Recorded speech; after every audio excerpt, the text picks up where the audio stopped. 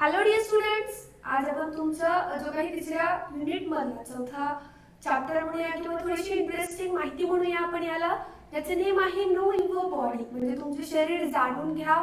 तर याच्यामध्ये पहिला प्रश्न आहे listen carefully and write with me. माझ्यासोबत वाचा आणि व्यवस्थितपणे लिहा. तर हा जो काही भाग आहे तो आपल्याला व्यवस्थितपणे पाहायचा आहे.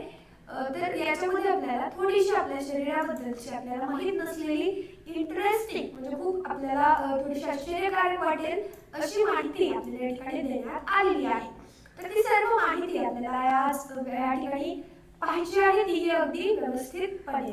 तर चला आपला वेळ वाया न घालवता आपण ही माहिती पाहायला किंवा ही माहिती समजून घ्यायला सुरुवात करूया. पहिल्यांदा लक्षात घ्या, our body has many parts. All parts are special.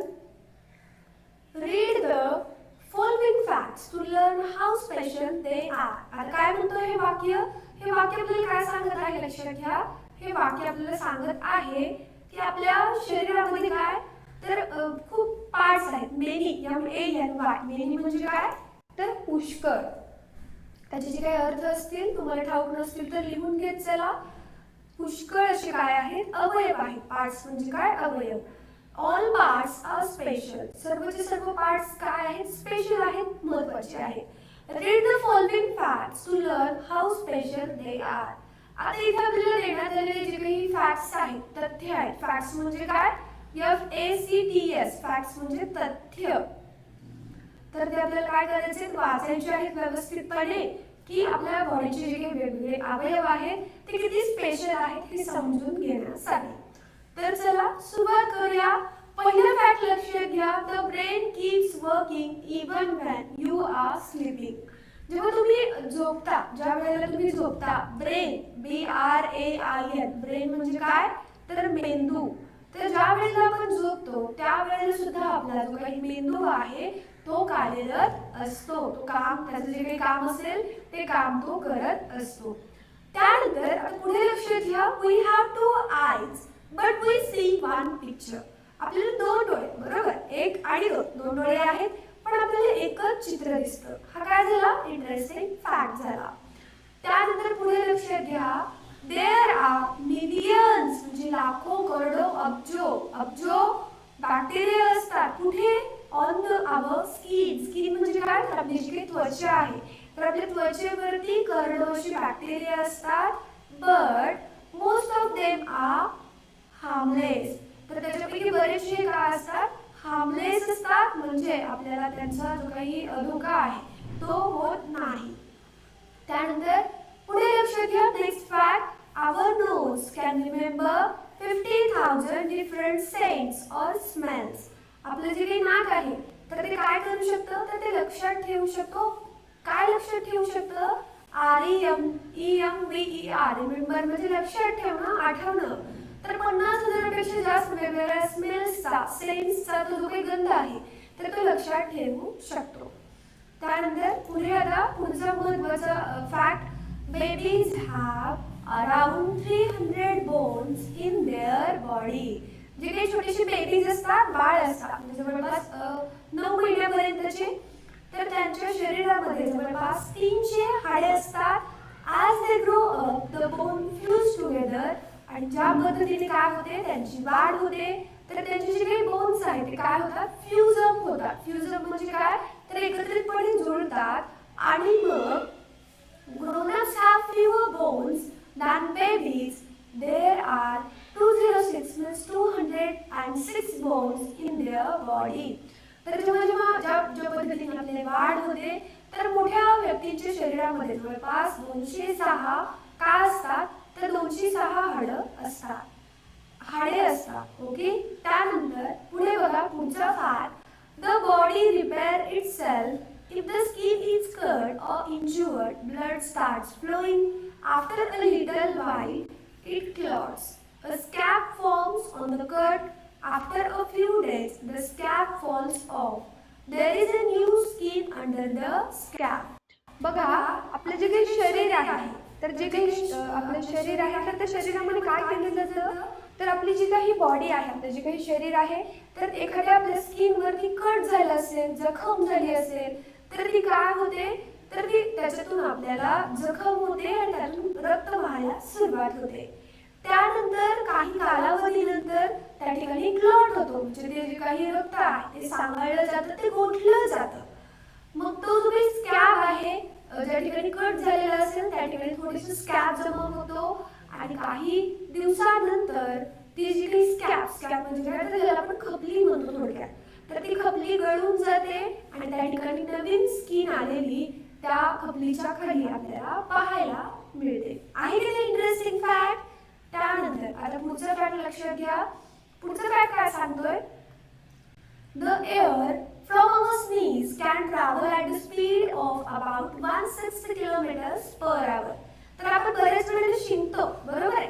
Sneeze, SNEEZE, sneeze म्हणजे शिंकणे.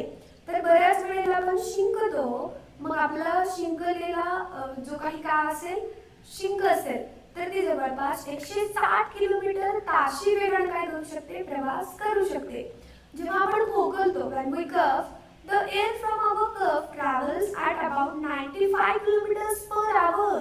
तर जेव्हा आपण खोकलतो त्यावेळेला जवळपास 95 किलोमीटर ताशी वेगाने आपला जो खोकला आहे तो ट्रॅव्हल करू शकतो. याचा अर्थ लक्षात घ्या, आपण ज्या वेळेला शिंकतो किंवा ज्या वेळेला खोकतो त्यावेळेला आपण आपल्या चेहऱ्यावरती हँकरचीफ म्हणजे रुमाल धरायला हवा, कारण त्याची जी काही प्रवास करण्याची क्षमता आहे, स्पीड आहे, वेग आहे, तो खूप जास्त आहे. आणि त्यामुळे काय होऊ शकतं, तर त्यामुळे ते आपल्या शिंकेद्वारे किंवा आपल्या खोकल्याद्वारे काय होऊ शकतं, वेगवेगळे आजार पसरू शकतात. त्यामुळे आपण आपली व्यक्तिगत काळजी, पर्सनल हायजीन ज्याला आपण म्हणतो, ती ठेवायला हवी आणि आपलं जो काही काय आपला जो काही शिंकणं असेल, खोकणं असेल, तर त्यावेळेला आपण हँकरचीफ वापरायला हवा. त्यानंतर next, A broken bone grows again and repair itself. जो काही मोडलेला हाड असतो तर काय करतो, तर तो परत वाढतो आणि स्वतः रिपेअर सुद्धा होतो. डॉक्टर्स काय करतात, प्लास्टरचा कास्ट वापरतात त्याची वाढ व्यवस्थितपणे व्हावी यासाठी. त्यानंतर पुढचं लक्षात घ्या, question number second, listen carefully, read and remember. ऐका, काळजीपूर्वक वाचा आणि परत काय, तर लक्षात सुद्धा ठेवा. पहिल्यांदा लक्षात घ्या, our body is so wonderful, we must take care of body. आपले जे काही शरीर आहे ते वंडरफुल आहे, WONDERFUL. वंडरफुल म्हणजे काय, तर आश्चर्यकारक आहे. तर त्यामुळे आपल्याला काय, आपल्याला आपल्या शरीराची निगा राखायला हवी, आपल्या शरीराची काळजी घ्यायला हवी. त्यानंतर we should eat well at regular times. तर आपल्याला योग्य वेळेला योग्य तो आहार घ्यायला हवा. we should eat fruits and vegetables. तर आपल्याला वेगवेगळे जे काही फळे असतील, भाजीपाला असेल तो खायला हवं. तर आपले बरेचसे छोटे छोटे तुमच्यासारख्या स्ट्रीट मुलांचे नखरे असतात की मम्मी मला ही भाजी नको, मला ती भाजी नको, मला हे फ्रूट नको, ते फ्रूट नको. बट सगळे जे फ्रूट आणि व्हेजिटेबल्स तुम्ही खाल्लात तर तुम्हाला प्रॉपर असं डाएट मिळेल, तुमचा आहार व्यवस्थित होईल आणि तुम्ही काय व्हाल, हेल्दी अँड स्ट्रॉंग व्हाल. त्यामुळे दूध पीत चला, भाज्या आणि जे काही फ्रुट्स आहेत ते सुद्धा खात चला. We should drink enough water. आपल्याला व्यवस्थितपणे योग्य प्रमाणामध्ये पाणी सुद्धा प्यायला हवं. We should take enough exercise. आपल्याला व्यायाम सुद्धा करायला हवा. त्यानंतर we should get enough sleep. आपल्याला छान पद्धतीने झोप सुद्धा घ्यायला हवी. We should keep our body and hair clean. तर आपली जी काही बॉडी आहे, आपली जी काही शरीर आहे ते आपण स्वच्छ ठेवायला हवं. रेग्युलरली आपण नख कट करायला हवी, कारण त्याच्यामध्ये जर्म्स बसू शकतात आणि बऱ्याच वेळेला आपण काय करतो, तर ते नख न काढल्यामुळे तर त्याच्यामध्ये जी काही घाण आहे ते आपल्या बॉडीच्या आतमध्ये जाते. त्याच पद्धतीने आपण स्वच्छ आंघोळ करायला हवी, केन्स विसरायला हवे. त्यानंतर नेक्स्टली आपल्याला तेच दिलेलं आहे, we should cut our nails regularly. तर आपले जे काही नख आहेत ते आपण वेळोवेळी काय करायला हवी, 1 मिनिट, तर ती आपण वेळोवेळी कट करायला हवी. त्यानंतर पुढे लक्षात घ्या, पुढचा मुद्दा काय म्हणतोय, we should wear clean clothes every day. तर प्रत्येक दिवशी आपल्याला काय करायचे आहे, तर स्वच्छ असे कपडे वापरायचे आहे. आता बघा या ठिकाणी आपला दुसरा प्रश्न संपतो. आता आपण तिसऱ्या प्रश्नाकडे वळूया. तिसरा प्रश्न काय म्हणतो बघा, write good health and hygiene. 1 minute. तर गुड हेल्थ म्हणजे काय, तर चांगलं असं आरोग्य. हायजीन म्हणजे काय, तर स्वच्छता. तर जे काही गुड हेल्थचे किंवा हायजीनचे मेसेजेस असतात ते आपल्याला मोठ्या मोठ्या पेपरच्या शीट्स वरती लिहायचे आहेत, किंवा मग आपला जो काही एक्झिबिशन असतात तर त्या एक्झिबिशन मध्ये आपल्याला ते मांडायचे आहेत असं समजा. आणि मग ते काय करा, तर तुमच्या क्लासमध्ये एक्झिबिशन आहे, त्याचं प्रदर्शन आहे असा विचार करा. तर मोठे मोठे बिग शीट्स वरती ते लिहा. एक्झाम्पल मध्ये जर दिलेला आहे, eat well, eat at regular times, wear clean clothes. तर मी काही उदाहरणे या ठिकाणी दिलेली आहेत ती लक्षात घ्या. We should drink enough water, we should get enough sleep. तर अशा पद्धतीने तुम्ही सुद्धा वेगवेगळे पोस्टर्स, बॅनर्स बनवू शकता आणि त्याचं प्रदर्शन सुद्धा तुम्ही त्या ठिकाणी करू शकता. सो फ्रेंड्स, या ठिकाणी आपला हा जो काही नो युअर बॉडी नावाचा छोटासा इंटरेस्टिंग असा चॅप्टर होता, ज्यामध्ये आपल्याला बऱ्याचशा गोष्टींची माहिती मिळाली. आता शरीरामध्ये कोणत्या कोणत्या गोष्टी आहेत, त्या कशा कशा पद्धतीने वर्क करतात, त्याच्याबद्दलचे जे काही तथ्य आहेत ते आपण व्यवस्थितपणे समजून घेतले. आता यामध्ये तुम्हाला काही अडचण असेल तर कमेंट करा, किंवा मग तुम्ही या ठिकाणी काय तर तर याच्याबद्दल तुम्हाला काही डाऊट असेल तर आपला जो काही ऑफिशियल नंबर असेल तर त्या ठिकाणी तुम्ही मेसेज करू शकता. त्याच पद्धतीने अशाच पद्धतीने छान छान इंटरेस्टिंग व्हिडिओज पाहण्यासाठी आपल्या चॅनलला सबस्क्राईब करा.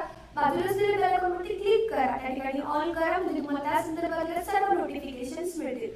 त्याच पद्धतीने यापुढील किंवा यापूर्वीचे व्हिडिओज पाहण्यासाठी तुम्हाला आमच्या चॅनलच्या प्लेलिस्टमध्ये जावं लागेल. त्या ठिकाणी तुम्हाला 5th स्टँडर्ड इंग्लिश या फोल्डरमध्ये सर्व व्हिडिओज मिळतील. तर ते व्यवस्थितपणे पहा, त्यांचा अभ्यास करा. तर भेटूया लवकरच पुढच्या भागामध्ये नवीन व्हिडिओ सोबत. तोपर्यंत काळजी घ्या स्वतःची, अभ्यास करा छानपैकी, व्यवस्थितपणे डाएट घ्या.